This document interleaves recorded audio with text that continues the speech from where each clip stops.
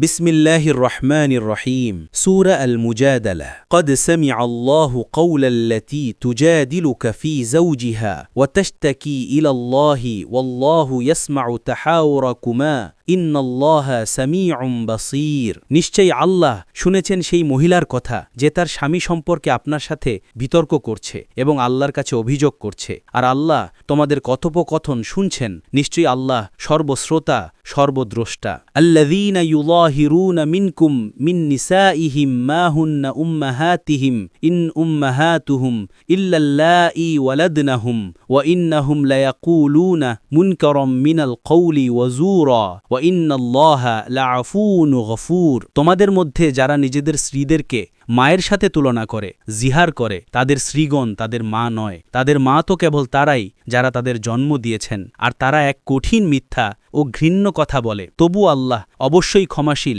পরম দয়ালু। ওয়াল্লাযীনা ইউযাহিরুনা মিন নিসাইহিম থুম্মা ইয়াউদুনা লিমা ক্বালু ফাতাহরীরু রাকাবাতিন মিন ক্বাবলি আন ইয়াতামাসসা যালিকুম তুআযুনা বিহি ওয়াল্লাহু বিমা তা'মালুনা খাবীর। যারা নিজেদের স্ত্রীদেরকে মায়ের সঙ্গে তুলনা করে, জিহার করে, তারপর নিজেদের কথায় ফিরে আসে, তাদের জন্য দাসমুক্ত করা ফরজ স্ত্রীর সঙ্গে মিলনের আগে। এটাই তোমাদের উপদেশ, আর আল্লাহ তোমাদের কর্মসমূহ সম্পর্কে সবিশেষ অবহিত। ফামাল্লাম ইয়াজিদ ফাসিয়ামু শাহরাইনি মুতাতাবিআইনি মিন ক্বাবলি আন ইয়াতামাসসা ফামাল্লাম ইস্তাতি' ফাইতআমু 60 মিসকিনা যালিকুম লিতু'মিনু বিল্লাহি ওয়া রাসূলিহি ওয়া তিলকা হুদুদুল্লাহ ওয়া লিল কাফিরিনা আযাবুন আলীম। অতএব যার দাসমুক্ত করার সামর্থ্য নেই সে পরপর 2 মাস রোজা রাখবে স্ত্রীর সঙ্গে মিলনের আগে, আর যে তাও করতে অক্ষম সে 60 জন দরিদ্রকে খাওয়াবে। এটা তোমাদের জন্য যাতে তোমরা আল্লাহ ও তার রাসূলের প্রতি ঈমান স্থাপন করো, আর এগুলো আল্লাহর সীমারেখা।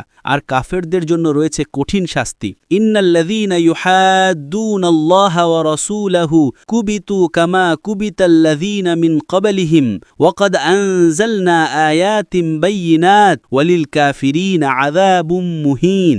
নিশ্চয়ই যারা আল্লাহ ও তার রাসূলের বিরোধিতা করবে তারা অপমানিত হবে, যেমন তাদের পূর্ববর্তীরাও হয়েছিল। আর আমি তো নাজিল করেছি স্পষ্ট আয়াত, আর কাফেরদের জন্য রয়েছে লাঞ্ছনাকর শাস্তি। সংক্ষিপ্ত তাফসীর। সূরা আল মুজাদালা শুরু হয় এক মহিলার অভিযোগ থেকে। তার স্বামী তাকে জিহার করে ফেলেছিলেন, অর্থাৎ স্ত্রীকে মায়ের সমান করে সংসার থেকে বিচ্ছিন্ন করার একটি অন্যায় প্রথা। আল্লাহ তাআলা ঘোষণা করেন, স্ত্রী মায়ের সমান হতে পারে না। এ ধরনের কথা গুনাহ ও মিথ্যা। জিহারের কাফারা নির্ধারিত হয় দাসমুক্তি, না পারলে 2 মাস রোজা, তাও অক্ষম হলে 7 জন দরিদ্রকে খাওয়ানো। এতে ইসলামের পারিবারিক শিষ্টাচার ও নারীর